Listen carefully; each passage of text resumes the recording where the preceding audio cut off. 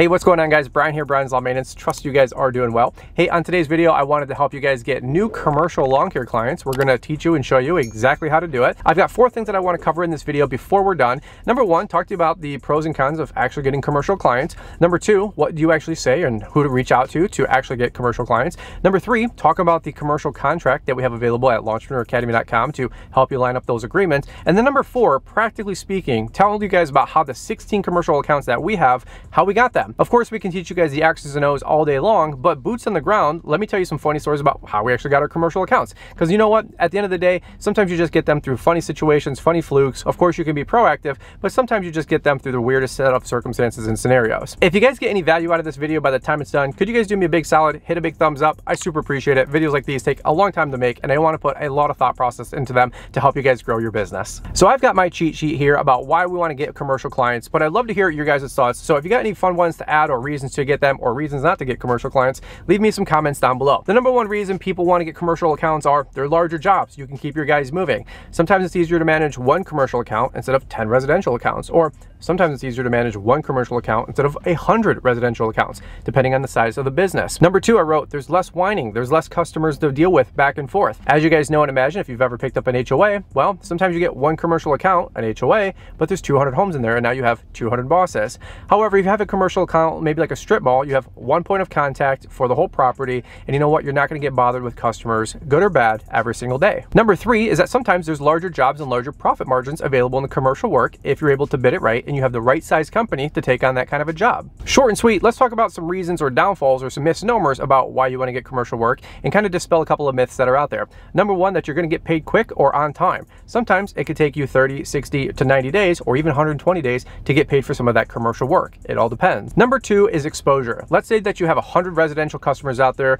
that are doing 100 grand in business, or you have 10 commercial accounts that are doing 100 grand a year in business. If you lose 1 commercial account, you're going to lose out $10,000. But if you lose out 1 residential account, you're only down to $99,000. Again, scale those numbers up to $1 million plus company. If you lose a key anchor commercial account, that could cost you a ton of money. Number 3, and this is one of the downsides to having commercial work, is that normally those commercial accounts, they're not always the most loyal. As you guys know, most of those accounts get bid out every year or every couple of years, and they're always trying to find a way to save some money and potentially go with the lowest price bidder. Now, I don't know if that convinces you guys to go with commercial accounts or to not go with commercial accounts. I've got a reason at the end of the video why I'm going to let you know why we are continuing to pursue commercial accounts. But before we do that, let's jump into the next part of this video that I wanted to cover for you guys for just a quick minute and talk to you about how to actually get commercial accounts. Now, of course, there's going to be the general marketing that you need to do to be able to reach out to these clients, whether it's a Google My Business listing, postcards, yard signs, you can do some mailers, you can do some drop-in visits, so on and so forth. But at the end of the day, here's what you're looking to do. Establish a connection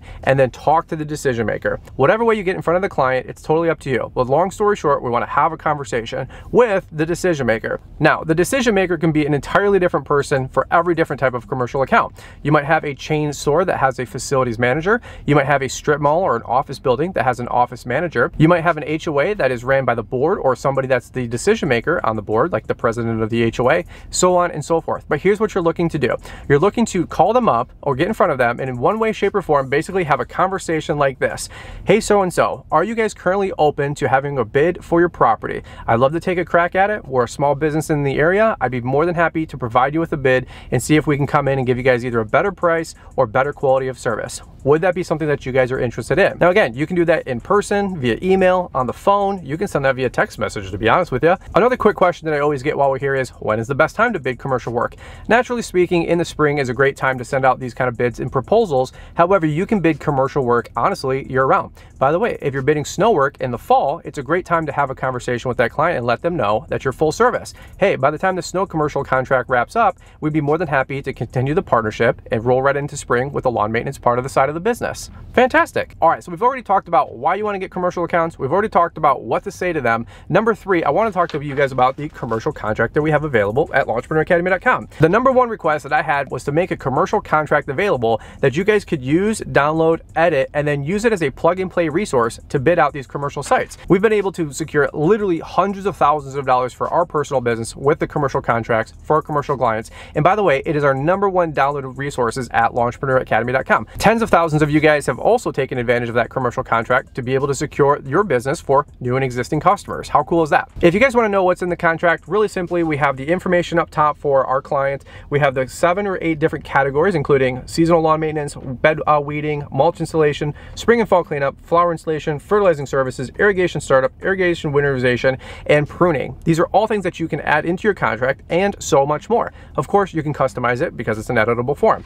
On the back side here, you have all your legalese, which is a couple of paragraphs with legal and disclaimers about the scope of work that we're doing. And then on the back side, you have a signature section for you and the commercial account. It's that simple. By the way, one of the questions that I'll answer really quick while we're here is, how do we practically speaking send this out? What I simply do for our commercial accounts is we take this document, I print it off personally, fill out all the customer's information, tally up all the total, of course, and then I'm going to sign the back copy of that. What I do then is scan it through my printer, and then I'm going to attach it via email, via PDF to the customer. Number 3, for the signature section, you got 2 options there. You can either sign it physically with the pen and paper, scan it back in through your printer, attach it on your computer, or if you want, you can export the Word document into a PDF, use the pen feature in Adobe, and you can sign the document, and that's it. From there, as you would imagine, simply attach the document as a file, send it over to your point of contact for the commercial site you're bidding on, and let them know that the proposal is attached. And to execute, you just need a signed copy of page 2. All right, let's recap really quick where we're at. We've talked about how to get commercial, who's the right person to talk to. We've talked about how to fill out the commercial contract.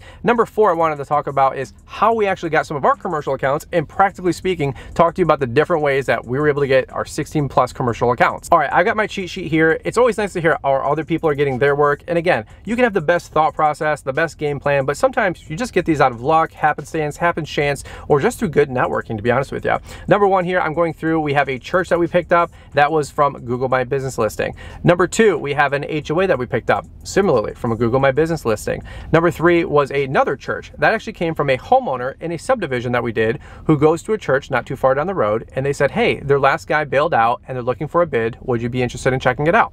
We picked them up as a commercial snow account. Number 4, that's the Sherwin that you guys see off of Wixom Road. That one we picked up because it was an out-of-state call from a property management company, and they found us on Google My Business listing. You guys might be seeing a little bit of a trend here. The next one here that I'm looking at was actually a commercial drop-in. I stopped by the warehouse because I knew it was a commercial site. They didn't have a provider lined up, and so I dropped in my business card, talked to the plant manager. He said, give us a quote, and we'd be happy to entertain it. Was able to secure that one. Not too bad. Another one that we picked up, we actually did the adjacent property next door. I was able to walk in, talk to the plant manager. Their headquarters is actually 3 states away, but was able to talk to the facility manager 3 states away to be able to provide a quote for the property over here in Wixom, Michigan. Was able to get that one. Very large snow account. Very happy about that one. 2 more here that I'm looking at also again came from Google My Business listing. Another one, which was actually adjacent to the property we just picked up.